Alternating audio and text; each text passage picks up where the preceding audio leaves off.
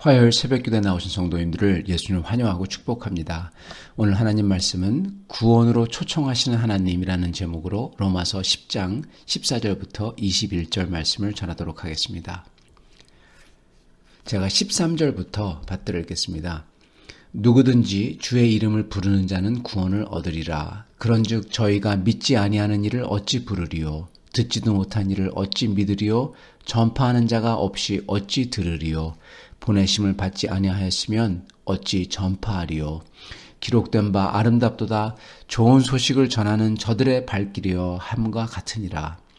그러나 저희가 다 복음을 순종하지 아니하였도다. 이사야가 가로되 주여 우리의 전하는 바를 누가 믿었나이까 하였으니 그러므로 믿음은 들음에서 나며 들음은 그리스도의 말씀으로 말미암았느니라. 그러나 내가 말하노니 저희가 듣지 아니하였느뇨? 그렇지 아니하다. 그 소리가 온 땅에 퍼졌고 그 말씀이 땅끝까지 이르렀도다 하였느니라. 그러나 내가 말하노니 이스라엘이 알지 못하였느뇨?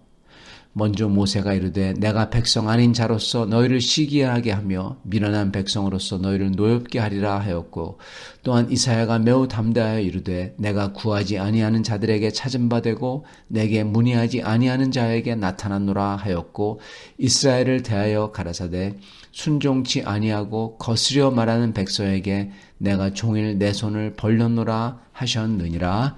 아멘. 오늘 하나님 말씀은 이스라엘 중 남유다 사람들에 대해서 사도 바울의 가슴 아픈 고백입니다. 저희가 토요일, 바로 오늘 본문, 바로 전 본문이죠. 그 본문의 끝이며 오늘 말씀 시작 바로 전절인 로마서 10장 13절에 구원의 대원칙이 나옵니다. 그것은 13절, 누구든지 주의 이름을 부르는 자는 구원을 얻으리라 라는 것입니다. 그런데 문제는 유대인들이 예수 그리스도 이름을 부르지 않는다는 데 있다는 것입니다. 사람들이 예수 그리스도 이름을 부를 수 있게 하기 위해서 하나님이 사도들을 보내셨는데 그게 14절부터 15절에 나오죠. 14절, 그런즉 저희가 믿지 아니하는 이를 어찌 부르리요 하시면서 15절, 보내심을 받지 아니하였다면 어찌 전파하리요 그러시면서 이 기록된 바 아름답도다. 좋은 소식을 전하는 자들의 발길이여 함과 같으니라. 그렇게 말씀하십니다. 이 말씀은 결국 몇 가지를 보여주시는데, 첫 번째는 먼저 사도 자신에 대해서입니다. 주님의 이름을 부르도록 보내심을 받은 자라는 거죠. 즉 사도들이 있다는 거죠. 이 사도라는 말의 뜻은요, 원래 뜻은 보내심을 받은 자라는 겁니다. 예. 그래서 하나님께서 보내심을 받은 자들을 보냈다는 거죠. 그래서 사도 바울도 마찬가지로 그들 중에 하나라는 거죠. 두 번째 보여주는 것은 하나님에 대해서입니다. 하나님께서 이렇게 해야 될 걸, 이 사람들이 알아서 믿고 구원받도록 하나님께서 하셔야 될 것을 다 하셨다는 겁니다. 들을 수 있도록 하나님께서는 다 보내셨다는 거예요. 그리고 이 보내신 발길은 따지고 정죄하기 위한 발길, 소돔과 고모라를 멸했듯이 멸하기 위한 발길, 이게 아니라는 겁니다. 그런 발길이 아니라 구원의 소식을 전하며 용서와 화해의 제스처를 위한 발길이라는 거죠. 15절, 기록된 바 아름답도다. 좋은 소식을 전하는 자들의 발이요. 하나님께서는 유대인들이 믿어서 구원받을 수 있도록 필요한 것을 다 하셨다는 것을 보여주고 있어요, 여기서요. 그것도 아주 유화적인 그러한 제스처까지 다 하셨다는 것입니다. 세 번째 여기서 보여주시는 것은 하나님께서 그렇게 하셨음에도 불구하고 믿지 않는 유대인들의 책임입니다. 하나님께서 복음을 듣고 예수님의 이름을 불러서 구원받을 수 있도록 사도들을, 보내신 자들을 보내셨는데 그들은 보내신 자들의 복음을 듣고도 거기에 순종치 않았다는 거고, 그러므로 책임이 그들에게 있다는 겁니다. 16절, 그러나 저희가 다 복음을 순종치 아니하였도다. 이사야가 가로되 주여 우리가 전하는 바를 누가 믿었나이까 하였으니. 즉 유대인들이 다 복음을 순종치 아니하였다. 전부 다, 거의 대부분이라는 뜻입니다. 전부 다 이 복음을 듣고도 하나님께 순종치 않았다라는 것입니다. 그리고 이게 벌써 구약의 선지자 이사야가 이럴 줄 알고 예언해서 기록했다는 거예요. 이사야가 가로되 주여 우리의 전하는 바를 누가 믿었나이까 하였으니, 즉 이미 이사야가 이들이 안 믿을 줄 알고 주님께 기도하기를, 주님 저희가 이렇게 전하는데 과연 누가 믿습니까? 즉 믿는 사람이 아무도 없습니다 라는 뜻입니다. 이걸 여기 이렇게 기록해요. 왜 이들이 안 믿을까? 이게 참 고뇌입니다. 사도 바울의 고뇌죠. 그래서 스스로 묻습니다. 사도 바울이 왜 안 믿을까? 믿으려면 먼저 예수님의 말씀을 들어야 했었는데 17절 그러므로 믿음은 들음에서 나며 들음은 그리스도의 말씀으로 말미암았느니라. 이렇게 말씀하시면서 혹시 이들이 못 들어서 그럴까? 그거에 대한 대답이 18절에 나오죠. 그러나 내가 말하노니 저희가 듣지 아니하였느뇨. 이걸 묻고 이게 질문입니다. 이걸 묻고 그리고 대답합니다. 대답은 18절 그렇지 아니하다. 그 소리가 온 땅에 퍼졌고 그 말씀이 땅끝까지 이르렀도다 하였느니라. 즉 전부 다 그들이 하나님의 말씀을 들었다는 겁니다. 하나님께서는 모든 인간들이 들을 수 있도록 하셨다는 거예요. 그게 시편 19절에 나오는 그러한 기록이죠. 그래서 사도들도 이렇게 유대인들과 이방인들에게 가서 보내심을 받아서 또한 전했고요. 즉 그러므로 유대인들은 전부 다 들을 수 있었다는 겁니다. 근데 지금 이 본문에 직접 쓰여 있지 않지만 여기서 전제가 되고 있는 사고의 전개, 논리의 전개가 이렇습니다. 그러므로 유대인들은 들을 수 있었고, 그러므로 예수님의 말씀을 그들은 들었고, 그러므로 당연히 예수 그리스도를 에 대해서 온전하게 알 수 있고 안다는 것입니다. 그렇다면 이제 믿어야 되는데 문제는 믿지 않는다는 겁니다. 그러시면서 사실은 그들이 알기를 거부한다. 다 알지만 알매도 불구하고 믿기를 거부한다라는 게 여기 씌어 있습니다. 하나님께서는 이들을 돌이키기 위한 모든 역사를 하시는데 이것을 모세와 이사야가 따로따로 기록하지만 이게 같은 하나의 방법이죠. 이것을 저희가 알 수 있습니다. 하나님께서 무엇을 하시냐? 19절 그러나 내가 말하노니 이스라엘이 알지 못하였느뇨. 먼저 모세가 이르되 내가 백성 아닌 자로서 너희를 시기나게 하여 미련한 백성으로서 너희를 노엽게 하리라 하였고, 이게 무슨 말이냐면은 이방인들이죠. 내가 백성 아닌 자로서 이방인들로서 너희를 시기나게 하고 미련한 백성으로서 이방인들로서 너희를 노엽게 하리라 하였고, 20절 또한 이사야가 매우 담대하여 이르되 내가 구하지 아니하는 자들에게 찾은 바 되고, 구하지 아니하는 자들 이방인들에게 찾은 바 되고 내게 문의하지 아니하는 자들에게 이방인들에게 나타났노라 하였고, 21절 이스라엘을 대하여 가라사대 순종치 아니하고 거스려만 하는 백성에게 이스라엘에게 내가 종일 내 손을 벌렸노라 하셨느니라. 아멘.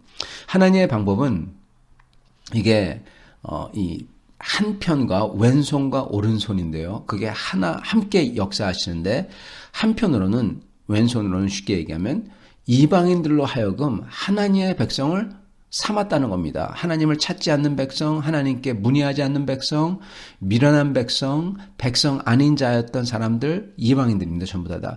그들로 하여금 하나님의 백성을 삼아서, 그래서 유대인들로 하여금 시기하고 질투하게끔 했다는 것입니다. 그래서 여기는 기록이 안 되어 있지만 이 논리의 전개는, 그래서 유대인들이 이방인들보다 더 열심히, 시기와 질투하니까 그들보다 더 열심을 내어서 예수님을 찾도록 했다는 겁니다.